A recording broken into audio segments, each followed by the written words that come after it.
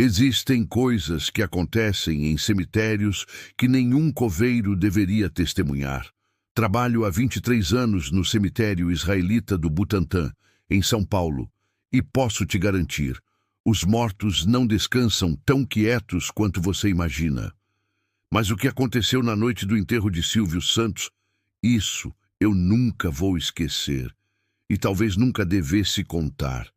Mas preciso tirar isso do peito antes que me consuma por completo. Meu nome é João, tenho 54 anos e sempre fui cético quanto a histórias sobrenaturais. Para mim, coveiro era apenas uma profissão como qualquer outra. Cavava, enterrava, fechava, simples assim. Até aquele agosto de 2024, quando o homem do baú foi sepultado aqui. Silvio Santos morreu no dia 17 de agosto de 2024. A notícia abalou o Brasil inteiro. O dono do SBT, aquele sorriso que entrou na casa de milhões de brasileiros por décadas, finalmente havia partido. O enterro foi marcado para ser discreto, íntimo, longe dos holofotes que ele tanto amou em vida. Minha equipe recebeu ordens estritas, máxima discrição, segurança redobrada, nada de fotos ou vazamentos. Preparei o local com dias de antecedência. O jazigo da família Abravanel é imponente, como se esperava. Mármore branco, acabamento impecável, localizado numa área nobre do cemitério. Lembro que, enquanto finalizava os últimos detalhes na manhã do enterro, senti um arrepio percorrer minha espinha. O clima estava pesado. Não era só o luto no ar. Era algo mais denso, mais opressivo. O funeral aconteceu ao entardecer. Poucas pessoas como planejado. A família, alguns amigos próximos, seguranças. Fiquei a uma distância respeitosa, mas pude ver as lágrimas, o sofrimento genuíno. Quando o caixão foi baixado, ouvi os cantos judaicos, as orações em hebraico. Foi digno. Foi bonito. Foi final. Ou pelo menos deveria ter sido. Meu turno terminou às 6 da tarde, mas fiquei além do horário para garantir que tudo estivesse perfeito. O cemitério fecha às 5 para visitantes, mas nós, funcionários, temos acesso até mais tarde para finalizar os trabalhos. Por volta das 8:30 da noite, eu estava prestes a ir embora quando ouvi um som vindo da direção do jazigo dos Abravanel. No começo, pensei que fossem os seguranças que ainda rondavam o local. Mas não, o som era diferente. Era uma voz, falando baixo, murmurando algo que eu não conseguia distinguir direito à distância. Peguei minha lanterna e caminhei em direção ao som. Meu coração começou a bater mais rápido, mas eu ainda racionaliza. Devia ser alguém da família que voltou, ou algum curioso que invadiu o cemitério. Acontece mais do que você imagina. Mas quando cheguei perto do jazigo, não havia ninguém. Absolutamente ninguém. A área estava vazia, iluminada apenas pela lua cheia que insistia em brilhar naquela noite maldita. O portão do jazigo estava fechado, lacrado. Impossível alguém estar lá dentro. E então ouvi novamente, mais claro dessa vez. Qual é a música? Qual é a música? Gelei. Aquela voz, aquele bordão. Minha mente se recusava a aceitar o que meus ouvidos captavam. Fiquei paralisado por alguns segundos que pareceram horas. A voz continuou, agora acompanhada de algo que soava como uma risada abafada, como se viesse de muito longe ou de muito fundo. Quem quer dinheiro? Quem quer dinheiro? Minha lanterna escapou das minhas mãos trêmulas e caiu no chão, iluminando o mármore branco do jazigo de um ângulo sinistro. Criei coragem, ou foi a estupidez do medo, e me aproximei ainda mais. Coloquei meu ouvido próximo à estrutura. O que ouvi depois vai me assombrar até o dia da minha morte. Era uma conversa, ou várias, vozes sussurrando ao mesmo tempo, como se houvesse um programa de auditório acontecendo embaixo da terra. Risos, aplausos distantes, músicas que eu reconhecia dos programas antigos do SBT. E no meio de tudo, aquela voz inconfundível comandando o espetáculo.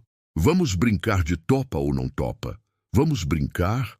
Caí de joelhos. Minhas pernas não me sustentavam mais. Comecei a rezar, algo que não fazia desde criança. Pedi perdão por ter escutado o que não devia.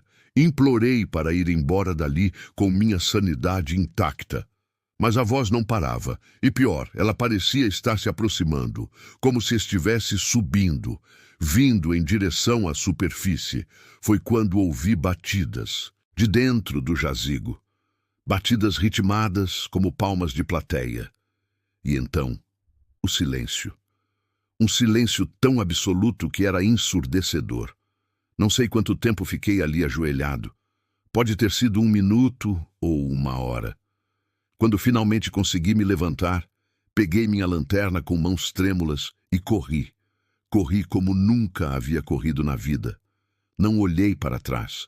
Não quis olhar. Cheguei no portão do cemitério ofegante, suando frio, com o coração disparado. O vigia noturno, seu Mário, me olhou assustado. "João, que cara é essa? Parece que viu um defunto andando." Ele brincou. Não consegui responder.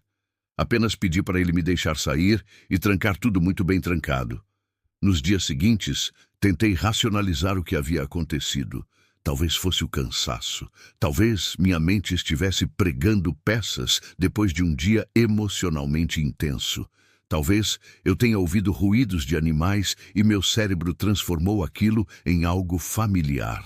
Talvez, mas 3 noites depois, seu Mário me ligou às 2 da manhã. Ele estava apavorado. "João, você precisa vir aqui, agora." "O que houve?" Tem música tocando no cemitério, perto daquele jazigo. E eu juro por Deus, eu juro que estou ouvindo alguém dizendo, é 1 milhão, é 1 milhão. Desliguei na cara dele e pedi demissão no dia seguinte. Faz 4 meses desde aquela noite. Arrumei emprego em outro cemitério, do outro lado da cidade. Mas não importa o quanto eu tente esquecer, a voz continua na minha cabeça. Principalmente aos domingos, no horário que costumava passar o programa dele na TV. Tem noites que acordo suando, jurando que ouvi batidas na parede do meu quarto. E sempre, acompanhadas daquela risada característica e do bordão que agora me aterroriza. "Quem quer dinheiro? Quem quer dinheiro?"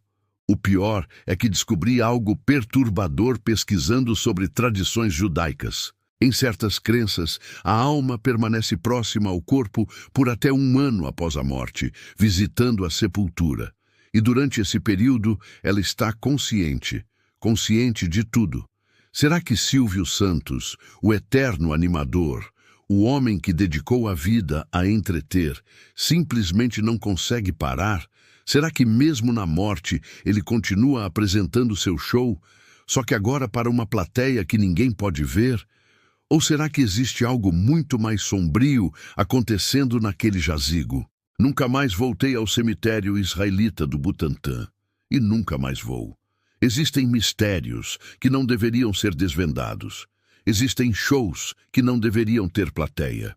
E você, teria coragem de passar uma noite naquele cemitério?